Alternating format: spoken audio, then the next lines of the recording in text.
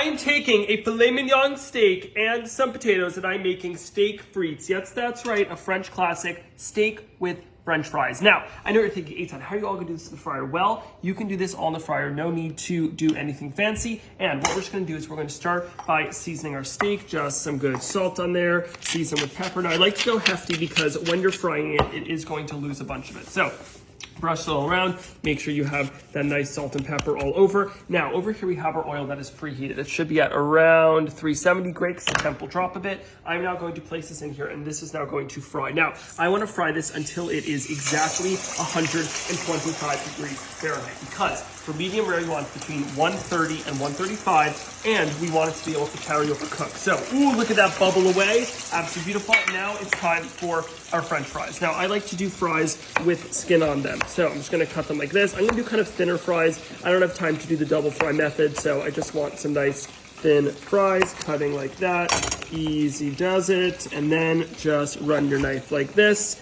to make some nice fries. This is gonna be a great meal. I feel like, a lot of things that I deep fry and test out sometimes are a little silly. This is just plain old delicious. And look at that. You just yourself have some fries right there ready to fry up. And now you want to really monitor this, and I'm going to grab my thermometer, and after a few minutes I'm going to test it, because if it goes over 125, it won't be good. And now take this out of here. Ooh, look at that. Absolutely gorgeous. And grab your steak out of there. That looks beautiful. I just temped it while it was cooking. Now it's time to just fry up our French fries. Grab these straight into the oil and fry until golden brown and crispy on the exterior. We're making steak and fries. Who could be happier? Oh, a little bit of pink. Okay, I definitely overcooked this, but you know what? I need to replace my thermometer. Okay.